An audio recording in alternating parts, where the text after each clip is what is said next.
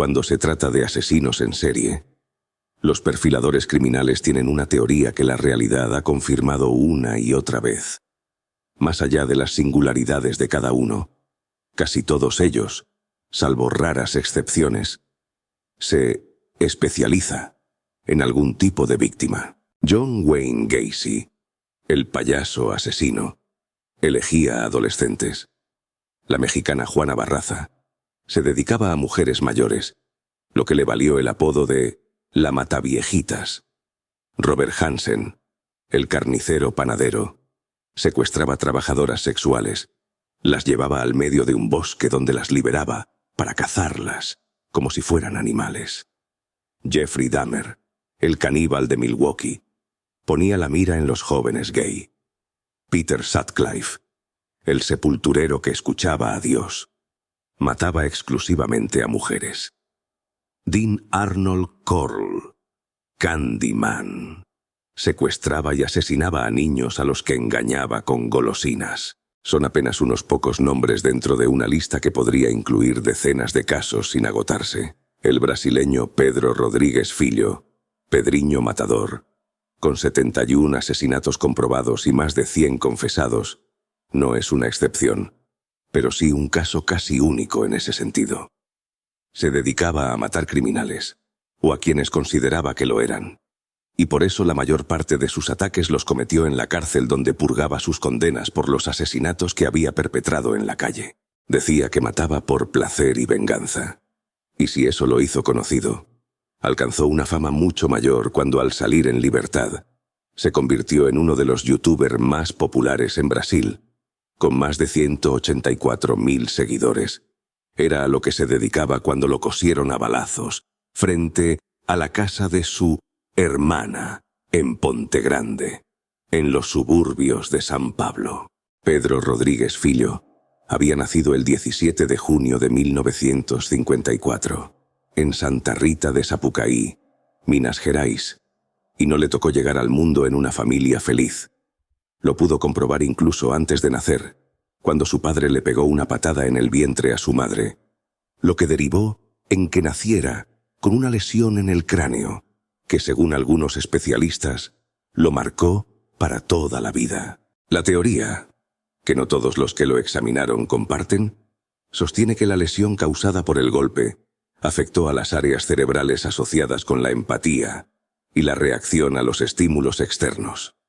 Eso, sumado a la violencia constante que soportó durante su infancia por parte de su padre, creó las condiciones para que se convirtiera en un asesino serial. Cierto o no, Pedro empezó a matar apenas salió de la niñez.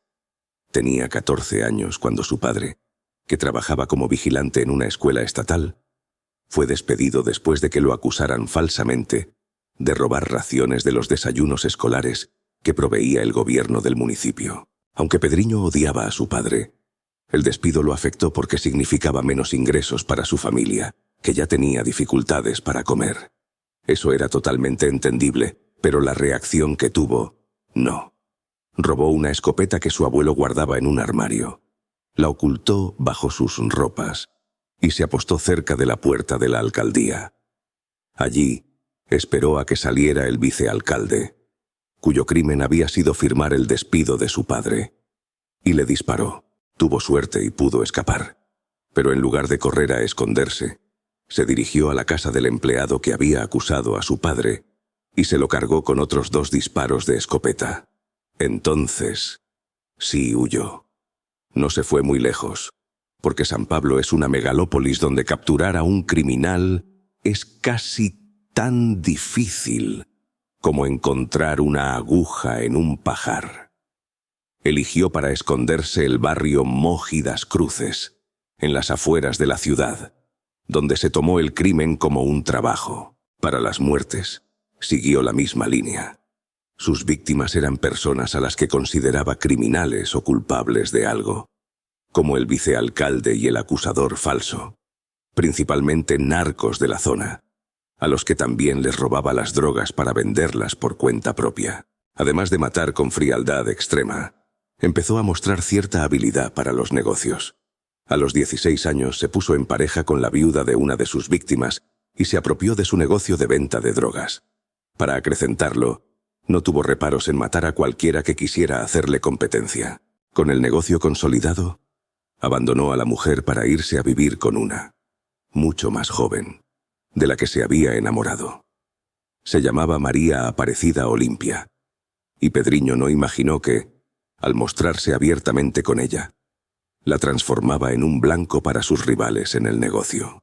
Cuando la mató un narcotraficante enemigo, María Aparecida estaba embarazada.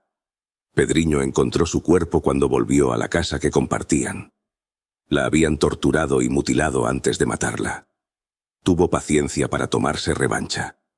Esperó una fiesta de la familia, del asesino, el casamiento de una hermana, e irrumpió con 4 amigos a los balazos en el salón. Asesinaron al culpable y a otras 6 personas, y dejaron heridas de bala a otras 16. Unos días después, sumó un muerto más a la lista. El novio de una de sus primas. El muchacho tuvo la mala idea de abandonarla cuando la chica le anunció que estaba embarazada, y Pedriño se cobró la afrenta con 5 balas en su cuerpo. Para entonces, Pedriño no había cumplido todavía los 18 años, pero sus víctimas ya se contaban por decenas. Era el asesino en serie más temido de San Pablo, y lo apodaban Matador. Aunque por razones de seguridad el asesino serial tenía pocos encuentros con su familia, no dejaba de preocuparse por ella, sobre todo por su madre, a la que adoraba y consideraba víctima de los maltratos de su padre. Lo que Pedriño no imaginó fue que el padre la mataría, y de la peor manera. Primero la acuchilló hasta que dejó de respirar, y después la descuartizó con un machete. Con el cadáver de la víctima en medio de un charco de sangre, esperó la llegada de la policía. Ni siquiera intentó escapar. Si la especialidad de Pedriño era matar criminales, después del asesinato de su madre para él, no había peor criminal que su propio padre. Su corazón reclamaba venganza, y los muros de la cárcel donde tenían encerrado al hombre no iban a ser un obstáculo para que la consumara. Las cárceles de Brasil en la década de los 70 eran verdaderas ciudades donde el hacinamiento de los presos competía con la falta de control. De modo que un criminal buscado pudiese visitar a otro que estaba encerrado distaba mucho de ser una misión imposible. Usando contactos, Pedriño logró que le permitieran entrar para ver a su padre. Apenas estuvo frente a él, sacó un cuchillo de entre sus ropas y lo acuchilló 22 veces, hasta matarlo. Y no solo eso. Antes de que nadie reaccionara, le abrió el pecho, le sacó el corazón y le pegó un mordisco. La venganza resultó exitosa, pero le costó cara, porque no pudo salir como había entrado y lo detuvieron. Eso le quitó la libertad, pero no la posibilidad de seguir matando. Pedro Rodríguez Filho fue detenido por el asesinato de su padre el 24 de mayo de 1973, y ese mismo día dispusieron su traslado desde esa cárcel a otra, para protegerlo de la venganza de otros presos, amigos de la víctima. Lo encerraron en la parte de atrás de un camión de traslado, junto con otros 2 presos, un ladrón y un violador. Cuando el vehículo llegó a destino y los guardiacárceles abrieron la puerta, encontraron al violador muerto. Pedriño Matador lo había estrangulado durante el viaje ante la mirada aterrorizada del otro preso. Fue apenas el principio. Entre 1973 y 2003, asesinó a 46 reclusos más, durante los recreos en el patio o en las celdas donde convivían hacinados con él. Allí no tenía problemas en elegir a sus víctimas, porque todos eran criminales, aunque a la hora de buscar sus blancos prefería a los violadores y a los asesinos. Se transformó en el preso más odiado y a la vez temido de las prisiones por las que pasó. En una ocasión, casi se transforma en víctima, cuando un grupo de reos lo emboscó para matarlo, y así dormir más tranquilos, sin temor a que Pedriño los matara a ellos. El ataque fue desastroso.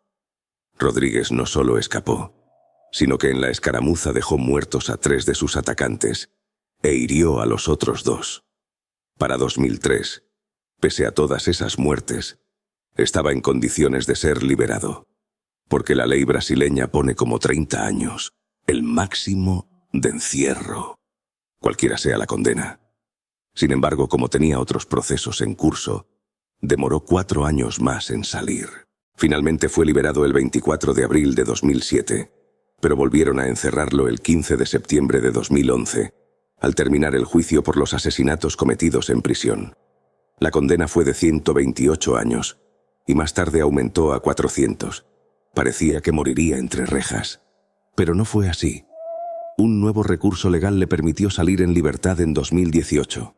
Quizás porque supo que no toleraría volver a la cárcel, Pedriño Matador dejó de matar. O por lo menos, no se le adjudicaron nuevos crímenes. El consejo de un amigo pudo haber sido decisivo para su cambio de comportamiento.